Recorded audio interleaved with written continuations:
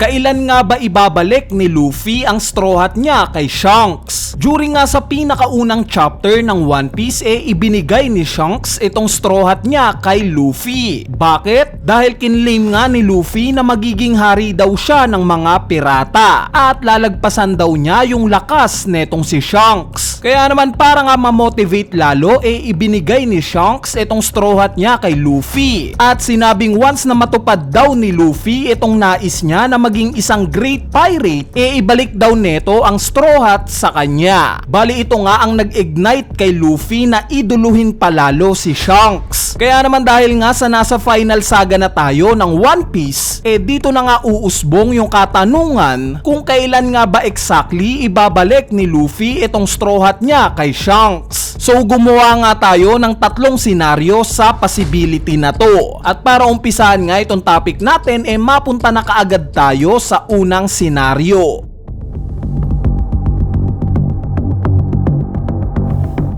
Bale itong unang senaryo nga natin straightforward lang. Since sineset up nga ni Oda yung possible match-up nila Shanks at Blackbeard na maglalaban talaga sila sa hinaharap, itong unang senaryo nga natin yung possibility na matatalo si Shanks kay Blackbeard. So bakit ko ba nasabing matagal nang sineset up ni Oda na maglalaban itong dalawa na to? Dahil during nga sa pagkikita nila Whitebeard at Shanks in chapter 434 nabanggit nga ni Shanks na wala daw siyang tiwala kay Blackbeard. In fact, ni-reveal nga ni Shanks sa oras na to na itong marka pala sa mata niya kagagawan mismo ni Blackbeard. Bali dito nga nag-umpisa yung idea na may history itong dalawa na to. At yes, literal ngang may history sila. Since sa flashback nga ni Kozuki Oden nung time na magharap yung Roger Pirates at Whitebeard Pirates, hina-highlights nga itong dalawa na to. Imagine guys bata pa lang sila talagang nakatadhana na maglalaban talaga sila. Sumunod during Marineford War na, kung saan purposely ngang pinagtapat ni Oda frame by frame itong dalawang pirate crew nila. Ibig sabihin obvious naman na at some point during sa final saga na to maglalaban talaga itong dalawang pirate crew na to. Mabalik nga sa senaryo natin although alam naman nating napakalakas ni Shanks hindi pa nga rin natin masasabi na 100% siya na ang mananalo sa laban nila ni Blackbeard, dahil we all know kung gaano katuso itong si Blackbeard. In fact hindi lang siya, bagkos itong buong pirate crew niya. Nakita naman natin kung ano ang ginawa nila kay Garp, 'di ba? At kung babalikan nga natin itong naging marka sa mukha ni Shanks, kung iisipin nyo nga around teenage years nila nangyari itong naging paghaharap nila Shanks at Blackbeard na nag-cause ng marka na to. At during this time nga wala pang devil fruit si Blackbeard. In fact itong pang Wolverine na sandata pa nga lang yung gamit niya, unlike kay Shanks na napaka-skilled na bata pa lang. Kaya nga naisip ni Buggy na si Shanks ang susunod na magiging Pirate King. Kaya naman kung ganito nga ka-talented si Shanks at nasugatan pa siya ni Blackbeard, I'm sure na ang nag-cause dito yung pagiging tuso netong si Blackbeard. So kung magkataon nga at matalo ni Blackbeard si Shanks, which is magre-resulta sa pagkamatay niya, mukhang maibabalik nga ni Luffy itong Straw Hat ni Shanks sa libingan niya na.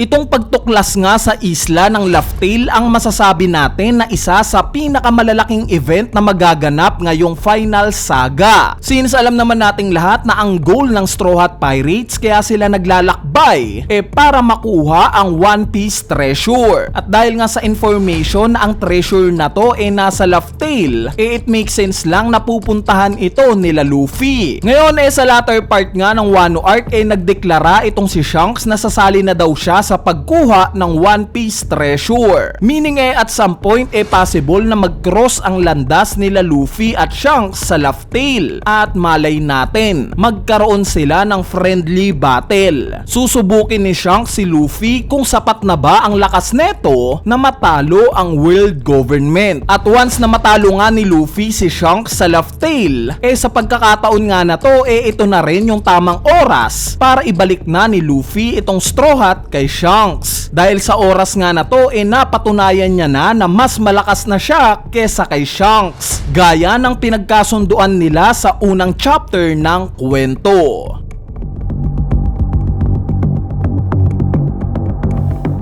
Itong sumunod na senaryo naman natin ay patungkol sa Final War. Matagal na ngang usap-usapan ang pagkakaroon ng Final War. Teka, ano ba exactly itong Final War? Bali ito nga yung moment kung kailan kukomprontahin na ng Straw Hat Pirates ang world government. So bakit ba natin nasabi na at some point mangyayari ito? Dahil nalaman nga natin sa kwento na ang nagpapatakbo ng mundo itong world government. Lahat nga ng kasamaan na nangyayari sa mundo kagagawan netong world government. Ngayon kung sila nga ang punot dulo ng kasamaan na lumalaganap sa mundo, it makes sense lang na patutumbahin sila ng Straw Hat Pirates. Since itong kwento nga ng One Piece patungkol sa equality, pagpapantay-pantay ng mga nilalang sa mundo. Ngayon kung meron ngang mas mataas sa mga ito, which is yung world government, marahan lang na pabagsakin sila. So ang idea nga sa Final War magiging world government at Marines laban sa mga pirata. Yes guys, lahat ng mga pirata pati na iba pang organization gaya ng Revolutionary Army, iba't ibang kingdom sa mundo at mga civilian. Nasabi ko ngang magtutulong-tulong ang mga ito para labanan ang world government since kalayaan na nga nila ang nakataya rito. At dahil nga sa sinabi ni Mihawk na ang pinakamalakas daw na kakayanan ni Luffy yung kaya niyang gawing kakampi ang mga taong nakapalibot sa kanya, which is pinakita nga niya ito during Impel Down arc. Malamang na itong mga tinulungan ni Luffy all throughout sa naging paglalakbay niya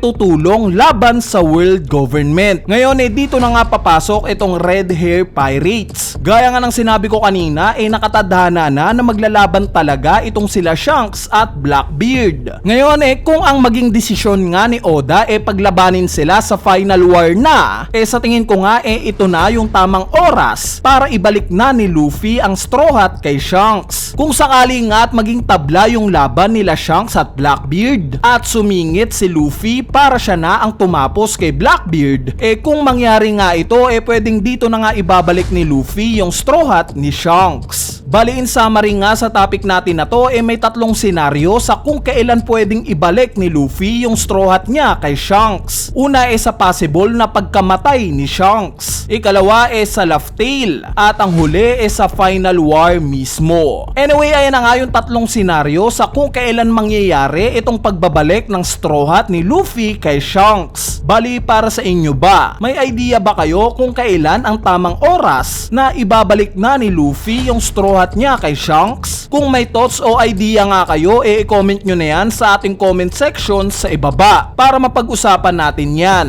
So yun lang, peace!